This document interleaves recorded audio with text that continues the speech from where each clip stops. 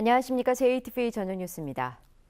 전북의 노동계가 법정 관리 상태인 넥솔론의 회송을 위해 정부와 채권단의 지원을 촉구했습니다. 한국노총 전북본부와 넥솔론 노조는 넥솔론의 청산을 막으려면 정부가 태양광 소재 산업을 지원하고 최대 채권자인 산업은행의 채권 출자 전환과 긴급 운영자금 투입이 시급하다고 주장했습니다.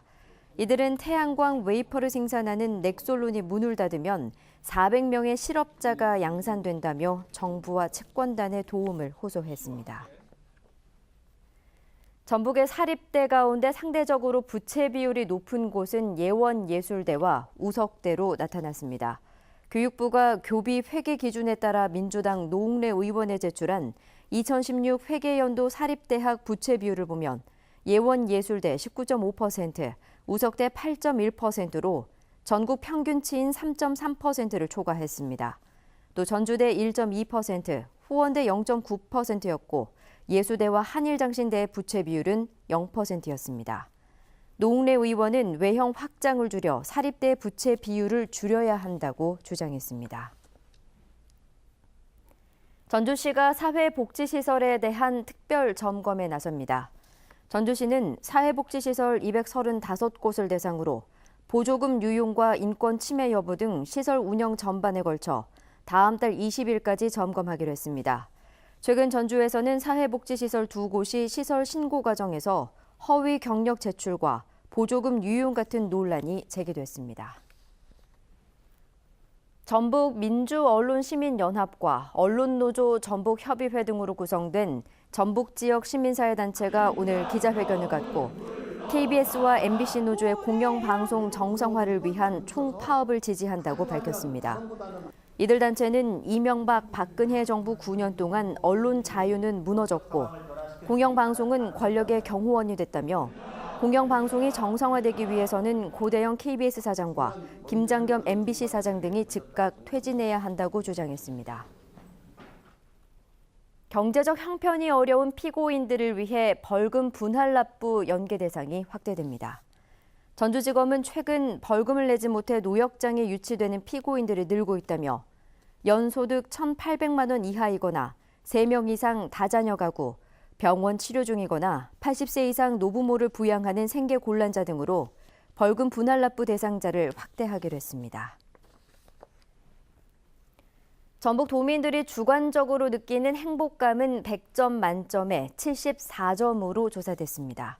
전북연구원이 도민 1,000명을 대상으로 행복 지표를 조사한 결과 현재 행복감은 10년 전과 큰 차이가 없는 74점이었고 이에 영향을 미치는 항목은 건강과 경제, 그리고 사회 문화적 만족도였습니다.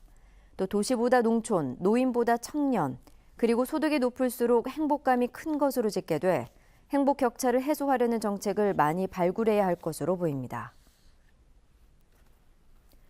농촌진흥청 산하기관인 농업기술실용화재단이 익산 이전과 창립 제8주년을 기념하는 행사를 열었습니다.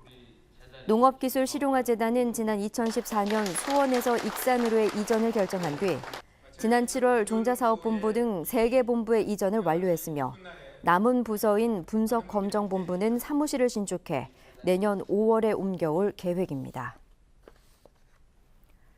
지인의 돈을 가로채기 위해 납치 자작극을 벌인 50대 남성이 경찰에 덜미를 잡혔습니다. 남원경찰서는 자신이 납치를 당해 돈을 빼앗겼다며 지인에게 112 신고를 하게 한 52살 양모 씨를 위계에 의한 공무집행 방해 혐의로 구속했습니다. 특별한 직업 없이 노숙 생활을 하던 양 씨는 평소 알고 지내던 식당 주인 62살 김모 씨로부터 돈을 찾아오라는 부탁을 받고 남원시 동충동의 한 은행에서 130만 원을 인출했다가 이를 가로채기 위해 이 같은 일을 꾸민 것으로 알려졌습니다. 오늘은 대체로 흐린 가운데 가을비가 내리며 종일 선선했습니다. 전주의 한낮 기온은 23도에 머물렀고 대부분 지역이 24도 안팎을 밑돌았습니다. 비는 내일 새벽까지 이어지겠습니다.